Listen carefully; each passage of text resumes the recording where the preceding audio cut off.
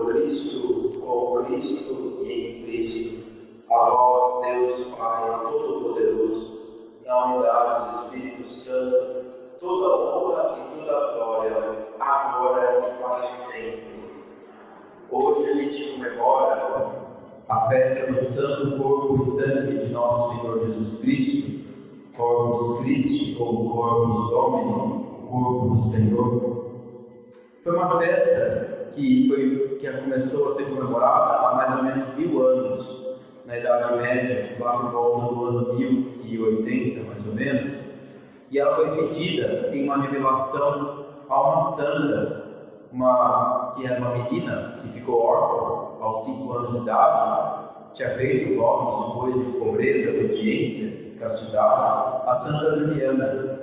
E é uma solenidade em que ela verificava que era necessário se venerar publicamente a presença real de Jesus Cristo, seu corpo e sangue, alma e divindade no sacramento da Eucaristia, ele mesmo presente ali. Naquela época, ainda hoje tem muitos, mas naquela época muitos grandes teólogos começaram a se levantar e a questionar que Jesus estivesse realmente presente ali na Eucaristia, que aquilo não era realmente o seu corpo e sangue, alma e divindade, mas uma certa representação, uma representação mais vazia, claro, importante, mas que não era realmente ele mesmo. Interessante que Jesus, claro, suscitou grandes teólogos como Santo Tomás de Aquino, também Manfredo, para também explicar e dar a justificativa da transubstanciação, quer dizer que o que muda é realmente a essência mais profunda, o corpo e sangue de Jesus Cristo, ali realmente se torna a substância, não a substância do microscópio, mas a substância, a essência mais profunda daquilo é realmente o corpo e sangue, alma e divindade de Jesus Cristo. Mas os acidentes permanecem, quer dizer, a forma de interagir com o ambiente externo, inclusive conosco, o gosto, o cheiro, a aparência, o peso, tudo é peso de pão e de vinho. Mas a essência mais profunda é que é realmente corpo e sangue, alma e divindade, e deve ser adorado e recebido como o próprio Senhor, que se faz pequeno. Mas Jesus não escolheu para suscitar essa devoção pública diretamente, para se fazer essa revelação privada para as grandes mentes, mas escolheu uma pobre mulher órfã aos 5 anos de idade, na Idade Média, Santa Juliana de Liege. Tem uma história bonita de vida. E escolheu os pequenos, como ele sempre escolhe, para fazer a sua obra neste mundo. Nós dizemos em toda a missa, nós ouvimos a oração do Padre diz: por Cristo, com Cristo, em Cristo, a vós, Deus Pai Todo-Poderoso, na unidade do Espírito Santo, toda a honra e toda a glória, agora e para sempre. Mas, será que a gente para pensar no que realmente isso significa? Toda a honra e toda a glória. Mas é tão estranho, porque parece que tem coisas muito mais honrosas, e naquela hora a gente está simplesmente levantando 2 pequenos sinais, um pequeno sinal de pão e um pequeno sinal de vinho, oferecendo ao Pai e dizendo toda a honra e toda a glória. É isso que a gente está dizendo mesmo. Aquele é o momento em que a gente dá toda a honra e toda a glória a Deus, mais do que tudo. No domingo passado, nós celebramos a solenidade da Santíssima Trindade. Quer dizer, Deus quer que nós o conheçamos como Ele é, de verdade. Ele é realmente um Deus único, em 3 pessoas.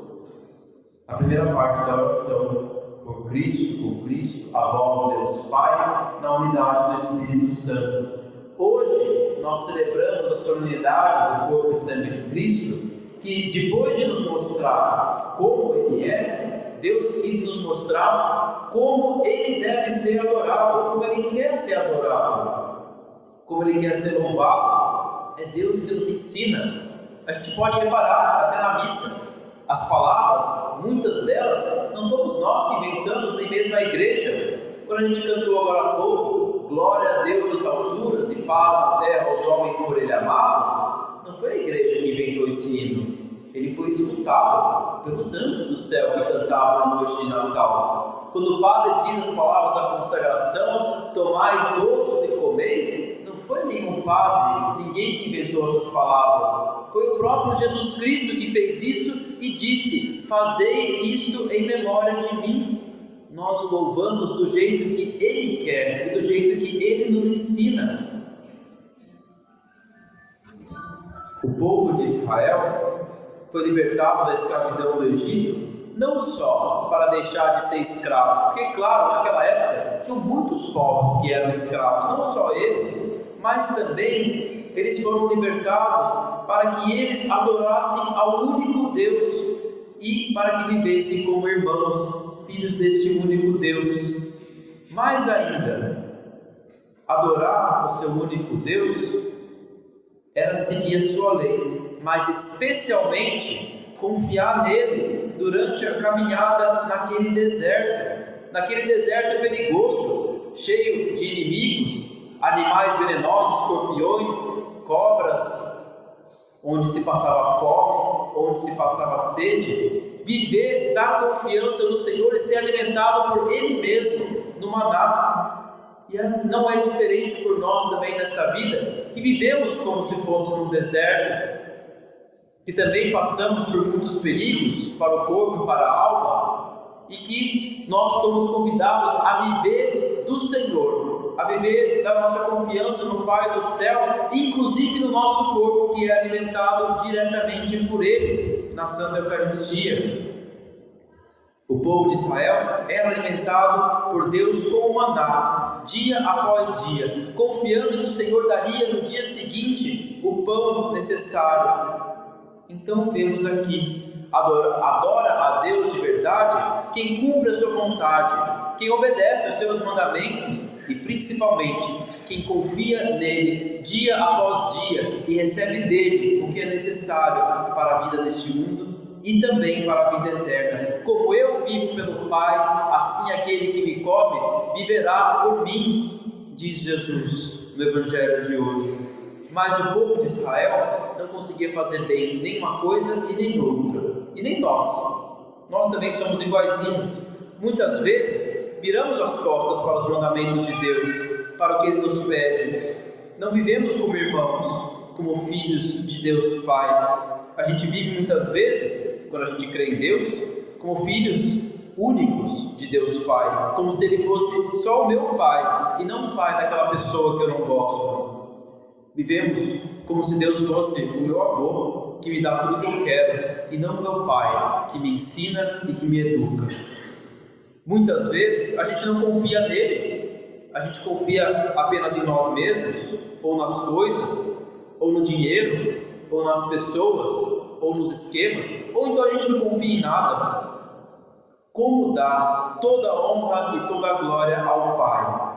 Obedecendo o que Ele nos pede e confiando inteiramente nele. Mas a verdade é que a gente faz isso de maneira muito imperfeita, como aqueles presentes meio mais ou menos que os filhos fazem para os pais no Dia dos Pais. Não é tão bonito assim, mas o pai olha com certo carinho. Mas ele olha com certo carinho por causa do que Jesus diz no Evangelho, no discurso do pão da vida. Ele preparando os seus discípulos para compreenderem a Eucaristia na última ceia. Ele multiplicou pães para o povo que estava passando fome, mas ele não queria um povo que se preocupasse apenas em ter a barriga cheia. Ele fala isso no começo do discurso do pão da vida. Em verdade vos digo, viestes aqui porque comestes pão e ficastes satisfeitos. Procurai antes aquele pão que permanece para a vida eterna e que vosso Pai no céu vai vos dar. Ele quer que o povo e que nós tenhamos fome do verdadeiro pão da vida que dá a vida eterna. E como vem a vida eterna? Vem com quem tem a vida em comunhão com o Pai. Quem vive esta vida em comunhão com Ele, pelo Espírito Santo, alimentado por Ele mesmo aqui, que morre em comunhão com Ele e recebe a ressurreição e a vida eterna. Porque Deus é mais forte do que a morte e o sofrimento. Mas nenhum de nós é capaz de fazer isso perfeitamente. E Jesus faz isso no nosso lugar. e Ele faz constantemente lá no céu e aqui na terra sobre os altares. Ele se entregou por amor na última ceia e depois na cruz, por amor a todos os que o Pai ama, e depois Ele entregou a sua vida e seu Espírito. E este sacrifício da última ceia e da Sexta-feira Santa, que a gente não pôde estar presente há 2000 anos atrás, chega até nós através dessa Eucaristia, que nós podemos estar presentes hoje. É assim que nós nos fazemos presentes naquele momento em que nós não pudemos estar. Em cada missa, Jesus Cristo se entrega realmente à vontade do Pai. Quer dizer, Ele se abaixa, Ele se torna pequeno para estar perto de nós. Mas não é apenas uma figura simbólica de linguagem, porque senão não seria salvação. Não é apenas um símbolo, Ele realmente faz isso mesmo. É Ele que realmente vem e nos dá o seu corpo e sangue de verdade, obedecendo à vontade do Pai que nos ama. Ele toca no nosso corpo e faz este corpo capaz de viver a sua vontade. A vida de um filho de Deus, dos mandamentos, a vida de um cristão não é fácil. Não é fácil perdoar as pessoas que nos fazem mal. Não é fácil a gente ser fiel e não perder a confiança, mesmo no sofrimento e na incompreensão. Não é fácil viver tantos mandamentos, não é fácil viver a fidelidade, a castidade. Tantas coisas não são fáceis, mas Jesus, oferecido ao Pai em toda a missa, dá para Ele toda a honra e toda a glória, porque Ele nos toca, porque Ele nos salva e nos torna capazes de obedecer os seus mandamentos, seguir a sua vontade e de confiar nele. Na Eucaristia, Ele apaga os nossos pecados, os veniais, claro, os graves a gente precisa confessar, mas Ele nos preserva dos pecados mortais e graves.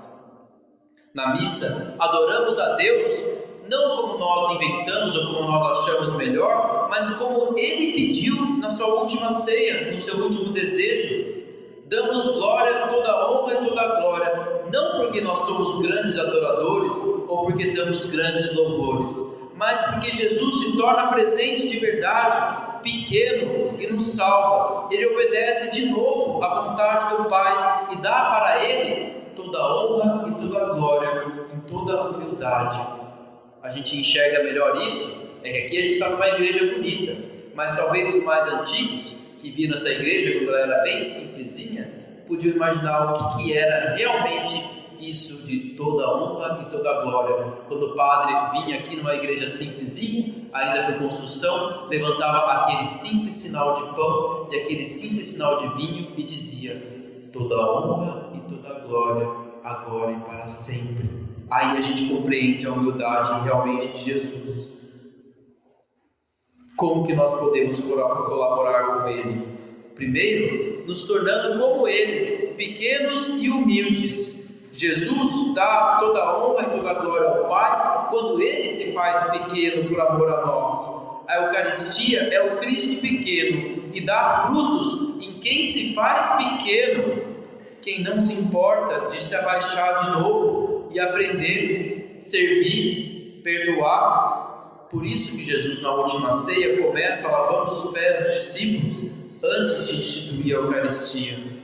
Em segundo lugar, agradecendo o que Ele faz, agradecendo a sua presença, visitando Ele, talvez no sacrário, perto do nosso trabalho, na hora do almoço, vindo aqui visitar a igreja durante o dia, se a gente tem essa possibilidade, pedindo que Ele fique conosco. Terceiro, nos dispondo a obedecer os mandamentos de Deus, tratarmos os outros não como nós achamos que eles devem ser tratados, mas como Deus quer que nós os tratemos, e dispostos a ouvir a sua vontade.